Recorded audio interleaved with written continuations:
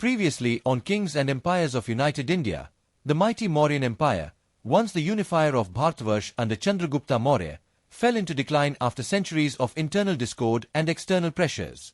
In 185 BCE, Pushyamitra Shunga, the ambitious Senapati of the Mauryan army, overthrew the last Mauryan ruler, Brihadratha, and established the Shunga dynasty. His reign was marked by military triumphs, cultural revival, and political consolidation. However, his passing left a kingdom still fragile and vulnerable. His son, Agnimitra, now ascended the throne, inheriting an empire teetering between renewal and collapse. Today, we delve into the life and reign of Agnimitra Shunga, a ruler who sought to balance ambition with preservation and military might with cultural legacy. Born into the Shunga lineage, Agnimitra's early years were shaped by the turbulent times of his father's reign.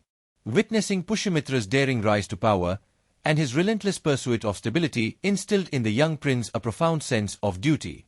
Agnimitra, educated in the Vedic scriptures and trained in the art of warfare, grew up as both a scholar and a soldier, prepared for the monumental task of leadership. In 148 BCE, Agnimitra assumed the throne of Magad, the heart of the Shunga Empire. His coronation marked the beginning of a reign that would be defined by resilience, cultural patronage, and military campaigns. Agnimitra inherited an empire geographically vast but politically fragmented. The provinces, many of which were semi-autonomous under Mauryan rule, now chafed under Shunga authority. Vidarbha, in the southern reaches, was the first to challenge Agnimitra's rule. Vidarbha's rebellion was spearheaded by Madhvasena, a Yadava prince who declared independence from Shunga authority. The province's fertile lands and strategic position made it a critical part of the empire's southern frontier. Losing Vidarbha would not only weaken the empire, but also inspire further insurrections. Agnimitra, aware of the rebellion's implications, acted swiftly. He mobilized an army and marched southward, determined to quell the dissent. The campaign was arduous, with Vidarbha's rugged terrain and Madhvasena's guerrilla tactics posing significant challenges.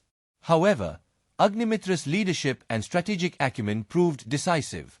After a series of skirmishes, his forces cornered Madhvasena near the Vindhya ranges. The final battle was fierce, with both sides suffering heavy casualties. Yet, Agnimitra's disciplined troops and his ability to exploit the enemy's weaknesses secured victory. Madhvasena was captured, and Vidarbha was reintegrated into the empire. To solidify his control, Agnimitra arranged a marriage alliance with the Yadava house, transforming a rebellious province into a loyal ally. This act of diplomacy highlighted Agnimitra's understanding that lasting power required more than just military might. With the rebellion subdued, Agnimitra turned his attention to cultural and administrative pursuits.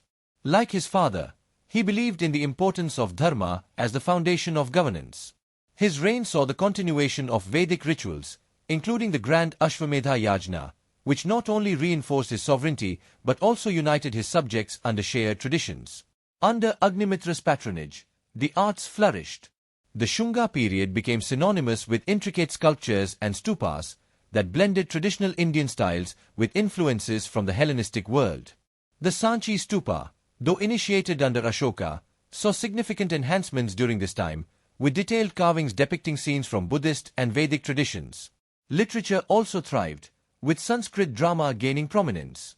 The cultural ethos of the Shunga court later inspired playwrights like Kalidasa, whose works celebrated the blending of tradition and innovation that characterized Agnimitra's reign. Trade and commerce expanded as well, with improved routes connecting the northern plains to the Deccan, facilitating economic growth and cultural exchange. While the Shunga heartland celebrated its cultural revival, the empire's western borders faced an existential threat. The Indo-Greeks, remnants of Alexander the Great's conquests, had established a foothold in the northwest. Their incursions into Indian territory posed a serious challenge to Agnimitra's rule. The Indo-Greeks were formidable adversaries, known for their advanced military tactics and well-trained cavalry. Agnimitra understood that defending the western frontiers was crucial not only for the empire's security, but also for its prestige.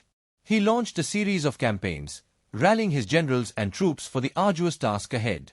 The battles were grueling, with the Indo-Greeks employing their phalanx formations and superior archery against the Shunga forces.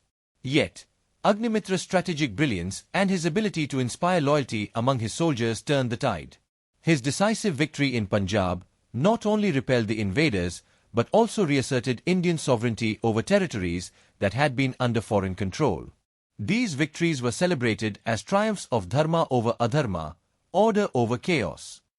Despite his military successes, Agnimitra's reign was not without internal challenges.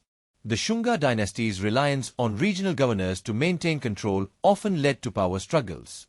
While Vidarbha had been pacified, other provinces, such as Malwa and Gandhara, exhibited signs of unrest. Agnimitra's administration worked tirelessly to address these issues, employing a mix of diplomacy and military action. Meanwhile, in the south, the Satavahana dynasty began to rise. Under Simukha Satavahana, the Deccan witnessed a resurgence of regional power. While the Shungas managed to maintain a fragile peace with the Satavahanas during Agnimitra's reign, tensions simmered beneath the surface, foreshadowing future conflicts. Agnimitra Shunga's reign spanned nearly 2 decades, during which he consolidated the empire, defended its borders, and fostered a cultural renaissance. His legacy was one of resilience and revival, a testament to his ability to navigate the complexities of leadership. Yet, his reign also highlighted the challenges of sustaining a vast and diverse empire. The cracks within the Shunga administration, the ambitions of regional powers, and the ever-present threat of foreign invasions underscored the fragility of imperial rule. Agnimitra's successors would inherit both the strengths and vulnerabilities of his governance, shaping the trajectory of the Shunga dynasty and its place in Indian history. As Agnimitra's reign came to an end, the Shunga Empire stood at a crossroads. His successors would face a daunting array of challenges, from internal rebellions to the growing ambitions of the Satavahanas in the south. Would they rise to the occasion, or would the dynasty succumb to the forces of history? In our next episode, we explore the trials of the Shunga successors and the shifting dynamics of power in ancient India. From the rise of the Satavahanas to the intrigues within the Shunga court, the story of the Shunga dynasty is far from over. This is Kings and Empires of United India. Until next time, the wheel of history keeps turning.